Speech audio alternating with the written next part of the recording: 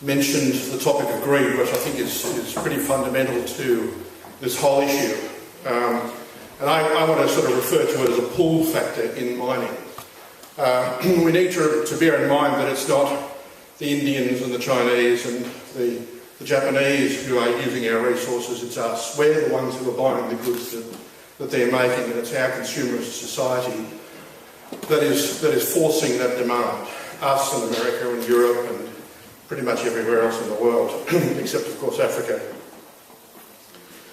The Baha'i writings say the unrestrained exploitation of natural resources is merely a symptom of an overall sickness of the human spirit. And I would put to you that spirit is, we call it in environmental circles consumerism. We in religious communities would refer to it as materialism, or as David said, greed.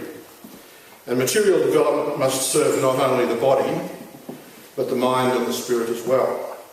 And at the present moment, it of course is entirely unbalanced, dealing only with the body. But there are push factors as well. And there's been some references to coal seam gas, which is a good example of the push factors. Those companies who are putting in the coal seam gas wells could also invest in wind farms. But the profits from wind farms come more slowly than the profits from coal seam gas. Our corporate governance rules in Australia say that a board of directors is obliged to maximise the wealth of its shareholders. That's basically its only responsibility. Regardless of whether that's in the interests of its customers, its employees, or the broader society, it's the investors whose wealth is maximised. Basically, that could be read as, if it's legal and it's to the benefit, the short-term benefit of our shareholders, we have to do it. Which means that companies do pretty much whatever they can get away with.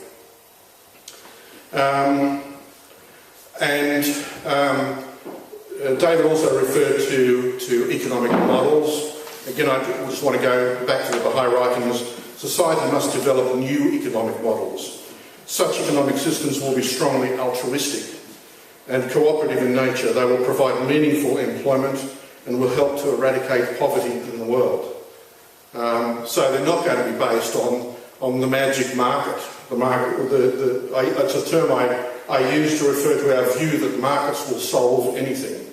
And 2008 is a great example of how much the markets can solve. There's a fundamental issue in this of intergenerational equity.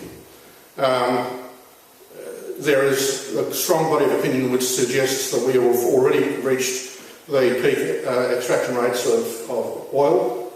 And I was looking at a documentary on Friday night which indicated that by the end of the century we will have reached peak on most of the resources that we're extracting.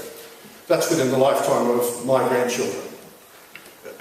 And the Baha'i writings link the preservation and reclamation of the Earth's resources with both protection of the physical world and the heritage of future generations.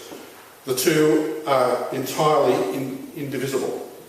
So by effectively stealing from future generations, we're enriching ourselves and forcing them into great poverty.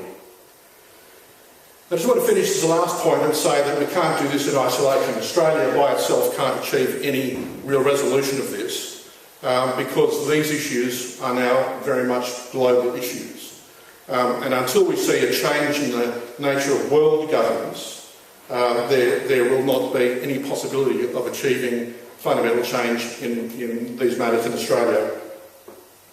So the world governing body of the Baha'i Faith, the Universal House of Justice, says that on a government level, global cooperation of the family of nations in devising and adopting measures designed to preserve the ecological balance of this earth that was given to us by its creator is essential.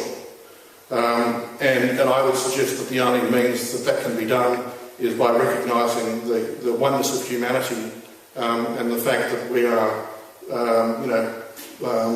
we're all in this together and that we have to resolve this problem as brothers globally and world citizens. Thank you.